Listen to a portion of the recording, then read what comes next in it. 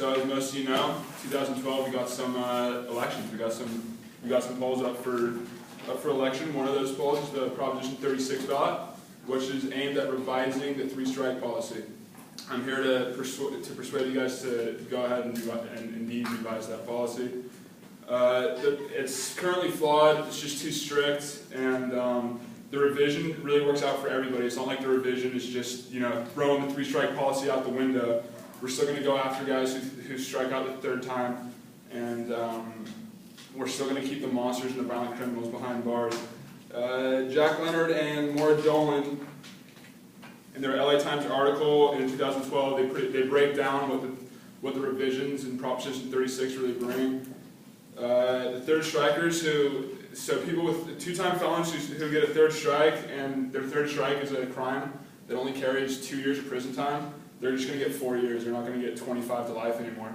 And it's not going to apply to offenders with previous charges of murder, child molestation, or rape. So we're still screwing over the people who we want to screw over. We don't want those murderers and those rapists and child molesters on the streets. And Proposition 36 ensures that they're not going to be.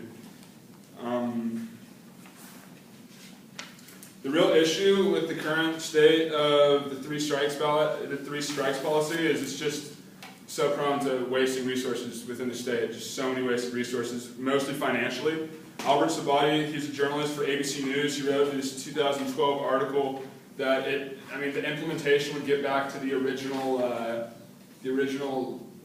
want of a three-strike policy, and he also said that it would save the state up to $100 million a year. That's $100 million a year to stop spending on these criminals that are lost causes. Why should we spend $100 million on criminals that nobody really cares about? We could put it towards education, we could put it towards better causes.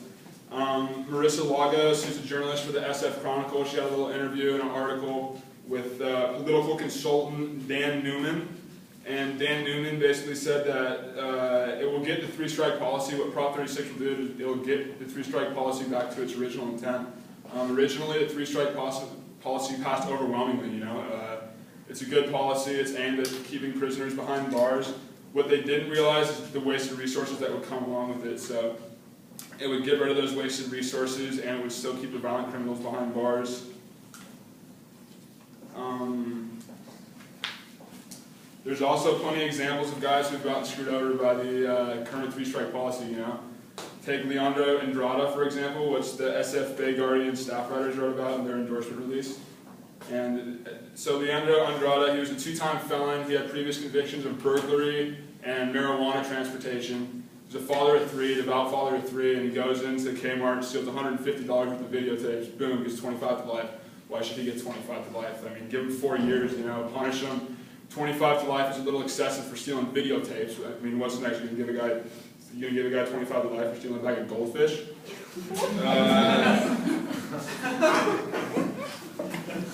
Yes. And it's just too strict. This is California. This isn't Hitler Germany here. We're not living in a dictatorship here. Let's just make sure it's fair. The SACB editorial board wrote in their article that it would sand down the law's rough edges and it would apply equally across all 58 counties. So it wouldn't be exclusive to just one county. It would apply equally to all counties throughout the state.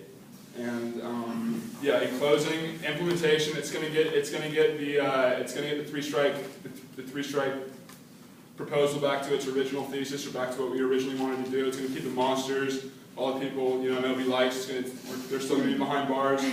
And it's just going to be more accessible for everybody, and it's going to make California a better state to live in. Thank you.